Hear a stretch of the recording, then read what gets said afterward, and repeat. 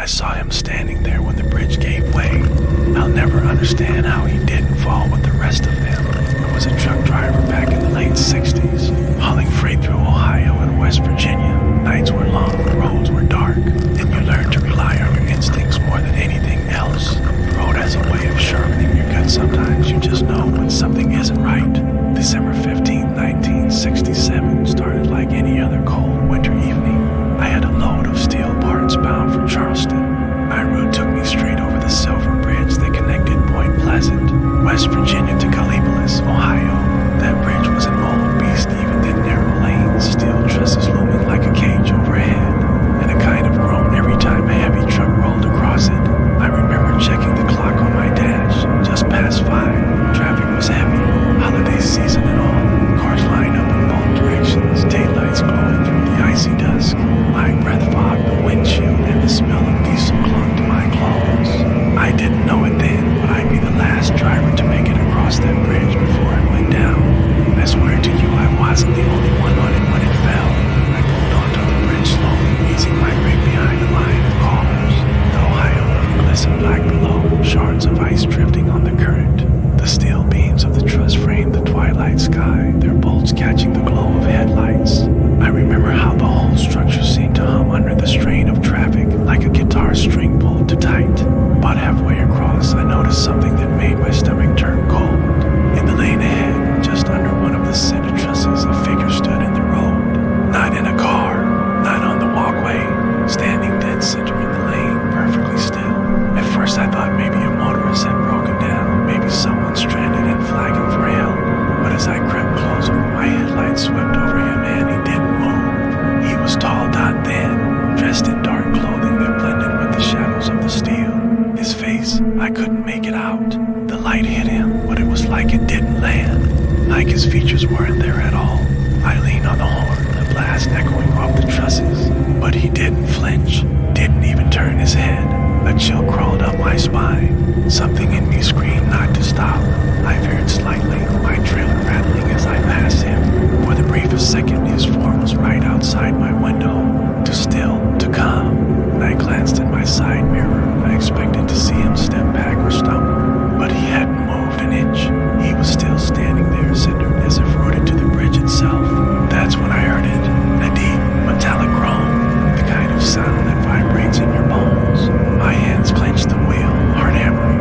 Then came the sharp crack like a rifle shot splitting the air. The bridge shuddered beneath my tires. Headlights in my mirror jerked violently as cars swerved. Horns blared, people screamed, and then the sound of cables snapping tore through the night whips of steel slicing the air. I looked back again and felt my blood run cold. The roadway was collapsing. Sections behind me dropped in jagged chunks. Cars plunging nose first into the freezing black water below. Red taillights vanished into the river like sinking embers. And through it all, he was still there, that figure, standing calm, unshaken. As the bridge disintegrated beneath him, I can't explain how. The pavement split at his feet. Cars tore away, but he never moved. I don't remember the next few seconds clearly. Panic erased everything. My body worked on pure instinct, slamming the gas, the engine howling as I barreled toward the far side. The cat rattled so hard my teeth ached, the wheel jerking against my grip as the roadway trembled. Somehow I made it off. I don't even remember braking. One moment I was on the bridge, the next my rig screeched onto solid ground, skidding sideways as I yanked it to a stop. I stumbled out into the cold night air, just heaving, legs weak beneath me. Behind me, the Silver Bridge was gone, steel twisted like paper, concrete slabs vanishing into the black river below. Smoke, dust, the distant cries of the people who had been trapped in their cars. And through the haze, just for a moment, I saw him, the figure, standing on a fragment of roadway that still clung to the far trussed atoll, motionless, watching. Then the slab gave way. It should have dragged him down into the river with the rest. But when the dust cleared, he wasn't there. No splash dot, no trace. Just gone. The news later called it a structural failure. A single eyebar, they said, snapped under the weight of rusher traffic. Dozens dead, dozens more injured. A tragedy of engineering. But none of the reports ever mentioned the man I saw. I tried to tell myself shock had played tricks on me, that I'd imagined it. But deep down, I knew the way he stood there, calm as the world collapsed, it wasn't human.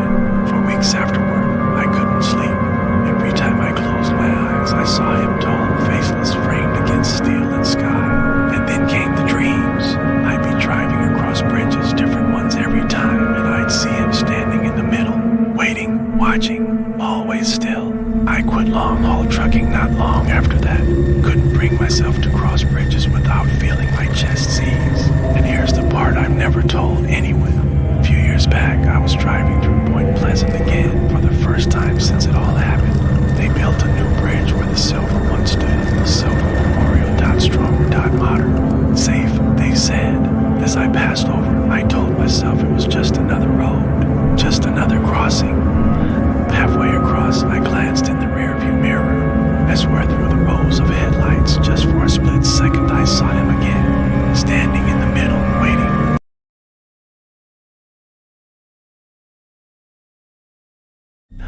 First time I heard the voices, I thought it was just the river carrying sound. But rivers don't scream. I've been fishing the Ohio River my whole life. Grew up in Gallipolis, Ohio, and when you grow up by the water, it becomes part of your blood. My father taught me how to fish there, and when he passed, I kept the tradition alive. Most mornings, I'd take my little aluminum boat out before sunrise, drop anchor, then sit in the stillness while the fog burned off. But there was one stretch of river I always avoided, right where the Silver Bridge used to be.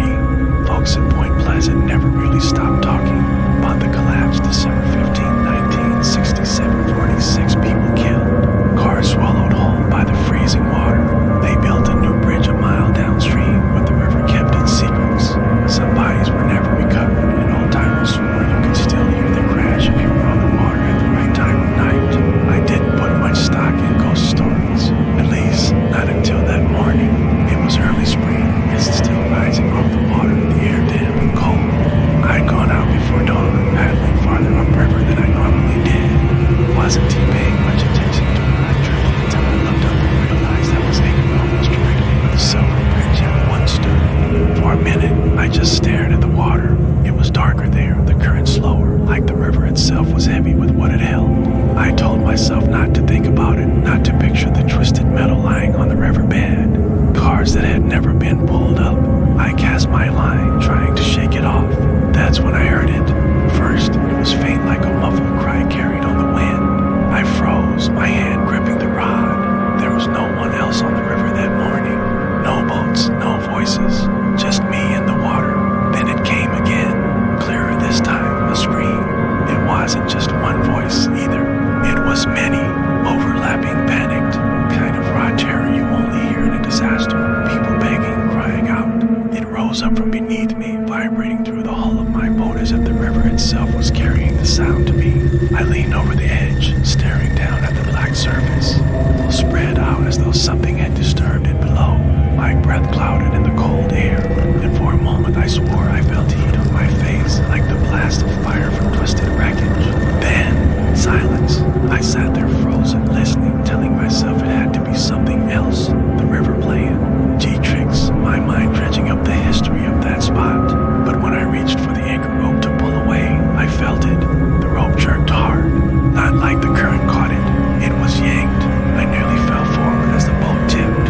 I scrambled to reel it in, hands burning against the wet rope. It was snagged, caught on something deep below.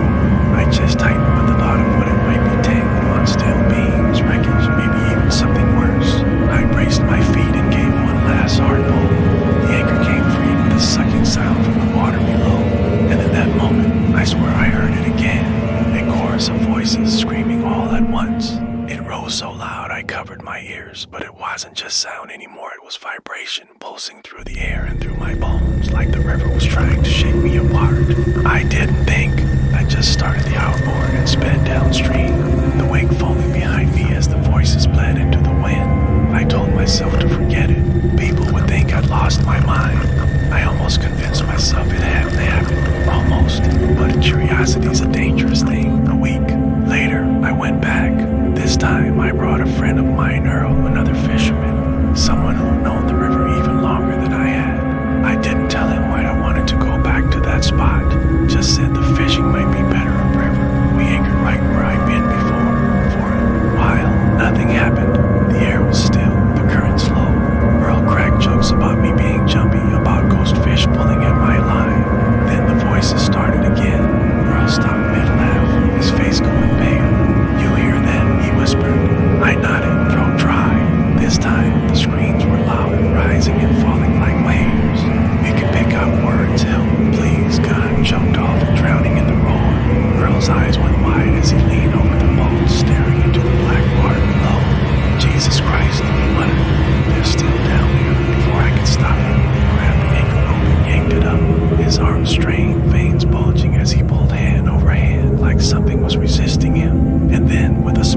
the anchor came free, but it wasn't empty.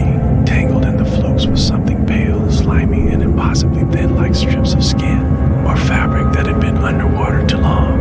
Earl swore and flung it back overboard, his hands shaking. The screams rose to a deafening pitch, so loud the boat vibrated. I thought the hull might split apart beneath us. Then, just as suddenly, they stopped. Dead silence, not even the sound of the current. Earl and I stared at each other. Neither of us said a word. We pulled anchor, left that spot, and never went back. That was 15 years ago. Earl died a few winters back, but before he passed, he made me promise I'd never tell anyone what we heard. He didn't want to be remembered as a crazy old fisherman. I kept that promise until now, because last week I heard the screams again. Not out on the river this time, from my backyard. Ohio runs just beyond the tree line behind my house, and as I stood on the porch at dusk, I could hear them drifting up from the water. Faint at first, then louder. Panic voices, screams, pleas for help rising with the mist. It's been decades since the Silver Bridge fell, but I don't think those people ever left. And now I think they found me.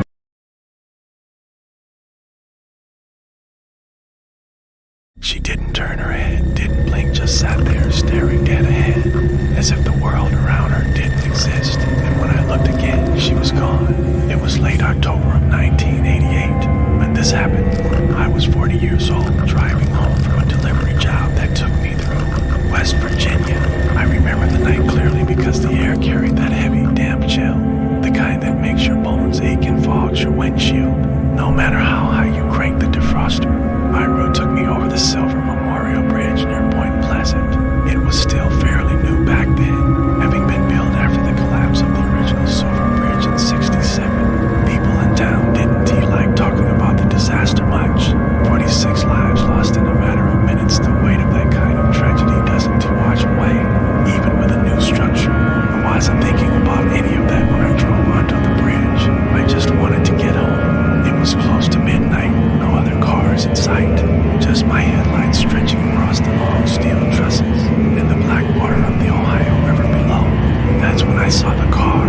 It sat dead center in the right lane, idling, no hazard lights, no driver's door open, just a lone sedan, early 70s made by the look of it. Pale green paint, chrome bumper catching my headlights. I slowed down, easing into the left lane to pass. As I drew alongside, I glanced through the window. A woman sat inside. Her hands gripped the wheel at 10 and 2, knuckles pale.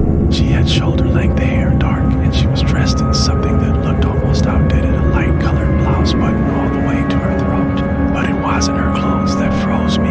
It was her face. She didn't turn toward me, didn't react to my headlights or my slowing truck. She just stared straight ahead, expression blank, eyes fixed on some point far beyond the bridge. I tapped my horn once, lightly, nothing, not even a flinch. Something about her stillness unsettled me, like she wasn't really there or wasn't really alive. I pressed the gas, putting distance between us. My rearview mirror caught her car shrieking behind me, her silhouette still locked in place. And then she wasn't there. The mirror showed only empty pavement. My foot eased off the gas, my heart thudding.